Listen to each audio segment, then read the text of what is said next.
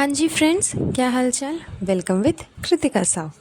तो guys finally आ गया है वो दिन जिस दिन का बेसब्री से सभी को इंतज़ार था।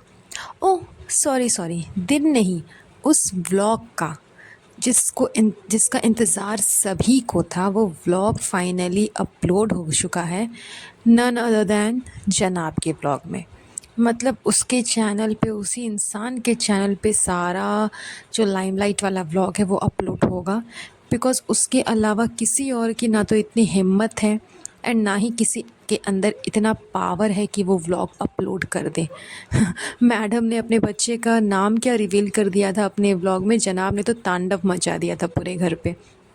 तो ये चीज़ तो उसी समय से हाईलाइटेड हुई है कि जितने भी लाइमलाइट वाले व्लॉग्स होंगे वो जनाब ही अपलोड करेंगे।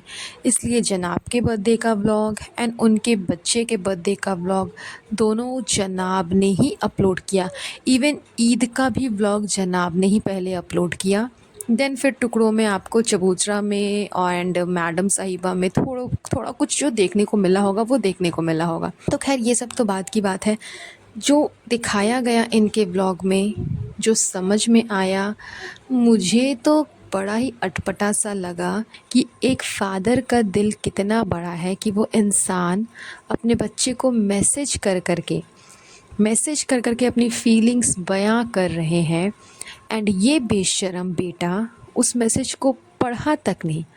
जब इसके फादर ने कहा कि मैंने मैसेज भेजा है, देन ये उसे व्लॉग में पढ़ रहा है। उससे पहले तो इसे पता भी नहीं कि इसके फादर ने इसे मैसेज भेजा है। जबकि फ़ोन से व्लॉग बनाना, फ़ोन से एडिटिंग करना, सब कुछ ये लोग फ़ोन से करते हैं। चौबीसों घंटे इनका फ़ोन इनके पास में अवेलेबल रहता है। कहीं भी आना जाना है तो फ़ोन अवेलेबल रहता ही है। अगर इनके पास में नहीं रहा तो इनके चेले चपाटे इनका फ़ोन अपने पास में रखते ही रखते हैं, क्योंकि व्लॉग शूट करना होता है। फिर भी ये बेशर्म इंसान अपने फादर का मैसेज नहीं पढ़ा एंड उसके बाद जब इसके फादर ने कहा तो इसने व्लॉग के सामने में पढ़ा ताकि एक कंटेंट मिल जाए। एंड जो वर्ड्स इसके फादर ने लिखे थे उस मैसेज में, वो तो खैर काबिले तारीफ़ था। एंड उस पिता का दिल, उस पिता का कैसा है कि वो उस मैसेज को जब सुन रहे थे, जब उसका बेटा पढ़ रहा था, तो उसको सुनते सुनते वो भावुक हो गए। लेकिन ये बेशर्म, इसके आँख में एक बूंद आंसू भी नहीं था कि हाँ मेरे फादर ने मेरे बारे में ऐसा लिखा है। जबकि इसके फादर उस चीज़ को सुन कर के रोने लगे। लेकिन ये बेशर्म कुछ भी नहीं कर रहा, इसके तो फेस पे भी नहीं दिख रहा कि हाँ इसे कुछ फील हो रहा है। जबकि राजा बेटा का टैग इसे मिला हुआ है। तो राजा बेटा ऐसे ही होते हैं जो कि अपने फादर का मैसेज तक नहीं पढ़ पाते। तो फिर तुम कैसे राजा बेटा हो कि तुम्हारे फादर ने तुम्हें इतना अच्छा मैसेज किया है अपने तरफ से, अपनी तुम्हारी माँ के तरफ से, एंड तुमने उस मैसेज को पढ़ा भी नहीं। एंड जब तुम्हें बताया गया था एंड तुमने व्लॉग में पढ़ा एंड उसके बाद भी तुम्हारे अंदर कोई इमोशन नहीं है।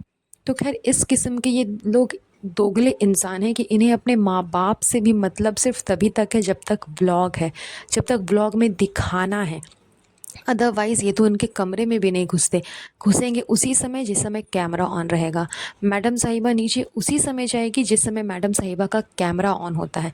जिस समय उन्हें अपने बच्चे को लेकर के बाहर घूमने जाना होता है, उस समय वो दर्शन देती है अम्मी के घर पे कि दर्शन दे दिया, व्लॉग शूट कर लिया, अब मैं जाती हूँ घूमने के लिए। तो इस तरह के तो ये लोग दोगले इंसान हैं। ये लोग क्या ही राजा बेटा बनेंगे और क्या ही अपने माँ बाप की कदर करेंगे। एंड उसके बाद ये बेशर्म ऐसी बात बोल रहा है अपने ब्लॉग में जो सुन कर के ही अटपटा लगा। जबकि पहले ही इसने बोला कि मुझे कुछ खास इंटरेस्ट नहीं है अपने बर्थडे पे। आप लोग भी इस चीज़ से अग्री करोगे कि धीरे धीरे एक टाइम के बाद बर्थडे सेलिब्रेट करने का मन नहीं करता। एंड अब तो मैं बाप बन गया हूँ तो और सेलिब्रेशन का मन नहीं होता। लेकिन उसके बावजूद मुझे हैरानी हुई ये देख करके कि अपने बर्थडे के व्लॉग में, सॉरी अपने बेटे के बर्थडे के व्लॉग पे कोई इंसान अपना गिफ्ट कैसे मांग सकता है। आई मीन जनाब ने व्लॉग अपलोड किया है अपने बेटे के बर्थडे का एंड उसमें वो अपने गिफ्ट का रोना रो रहा है। एक तरफ तो वो बोलते हैं कि आप भी इस चीज़ से रिलेट करोगे कि धीरे धीरे एक टाइम के बाद इंसान को अपना बर्थडे मनाने का मन नहीं करता। जैसे जैसे वो बड़ा हो जाता है उसे उतनी एक्साइटमेंट नहीं होती, क्योंकि मतलब अब मैं फ़ादर बन गया हूँ तो मुझे उतना एक्साइटमेंट नहीं है, बिकॉज़ मेरे बेटे का बर्थडे मेरे बर्थडे के तुरंत बाद है, तो मुझे उसके बर्थडे का ज़्यादा एक्साइटमेंट है, अपने बर्थडे का नहीं है, ये नहीं वो नहीं। मतलब अच्छा खासा लेक्चर उस इंसान ने मारा था। बट उसने पूरे ही व्लॉग में, पूरे तो नहीं एटलीस्ट हाफ व्लॉग तो बस इसी चीज़ में कवर कर लिया कि मेरे बर्थडे का गिफ्ट मेरे दोस्त क्यों नहीं लेकर के आए। पर्सनली अपने एक एक फ्रेंड की तरफ कैमरा कर कर के ये बोल रहा है इंसान नल्ला निकम्मा, तू मेरे लिए गिफ्ट लाया, तू भी मेरे लिए गिफ्ट नहीं लाया, तू भी मेरे लिए गिफ्ट नहीं लाया, तूने भी इस बार कुछ नहीं दिया, तूने भी इस बार कुछ नहीं दिया। मतलब एक तरफ तो ये बोलता है कि मुझे एक्साइटमेंट नहीं है बर्थडे की, एंड दूसरी तरफ ये एक्सपेक्ट केयर करके बैठा है कि इसके जितने भी फ्रेंड्स हैं वो इसके लिए गिफ्ट लाएंगे, इसका बर्थडे सेलिब्रेशन होगा। तो सोचिए कि कितने डबल स्टैंडर्ड एंड दोगले किस्म के लोग हैं ये लोग, कि अपनी ही बातें दो तरीके से डबल स्टैंडर्ड में बोलेंगे। जब ये घर पे एंटर कर रहा था तो इसको पता था कि इसके बर्थडे का डेकोरेशन घर पे चल रहा है, उसके बावजूद मैडम ने इतने ड्रामे करके, अरे आप आ गए, ओहो आप आ गए, मुझे पता था, मैंने बोला था ये आ जाएंगे, मैंने बोला था ना।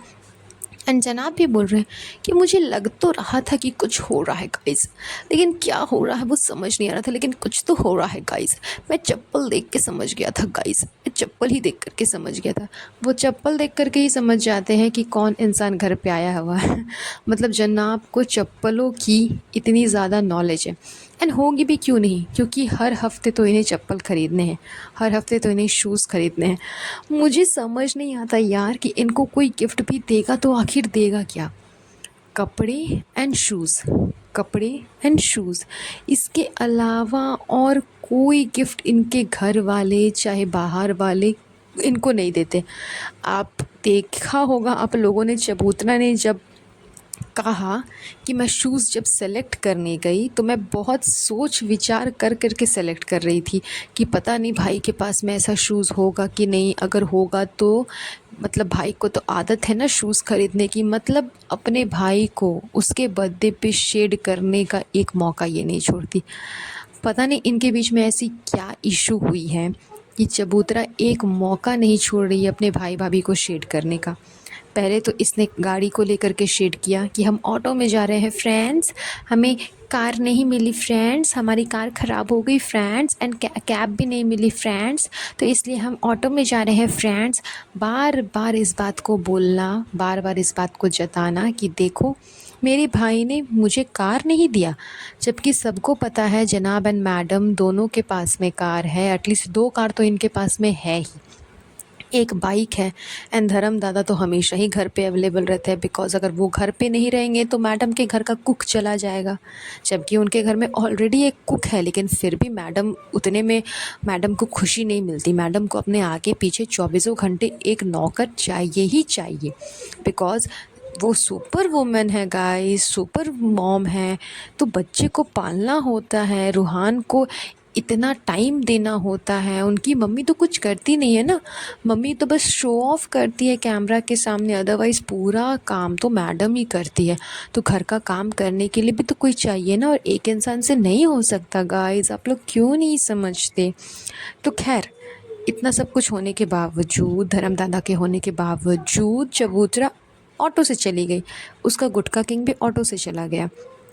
तो उस समय भी शेड किया था, अभी भी वो शेड कर रही है अपने भाई को, कि मैं बहुत सस्पेंस में थी कि अगर भाई के पास में ऐसा होगा शूज़ तो, क्योंकि वो लेते रहते हैं ना, वो हमेशा लेते रहते हैं गाइस, उनके पास में बहुत पैसा है फ्रेंड्स, तो वो लेते रहते हैं। लेकिन जब दुकानदार ने बोला कि नहीं ये तो न्यू कलेक्शन है, ये अभी नया आया है, तो मुझे थोड़ी सी राहत मिली एंड मैंने फिर फटाक से इसे बाय कर लिया कि चलो भाई के पास में नहीं होगा तो मैंने भाई को दे दिया। तो खैर ये तो है इनकी हरकतें जो इनके व्लॉग में साफ नज़र आती है। तो चलिए आज का ये पॉडकास्ट हम ज़्यादा लंबा नहीं करेंगे, ये पॉडकास्ट मैं यहीं पर एंड करती हूँ। बहुत जल्द मिलूँगी आप लोगों से एक नए पॉडकास्ट पे, तब तक के लिए अपना ध्यान रखें। Have a nice day, bye bye.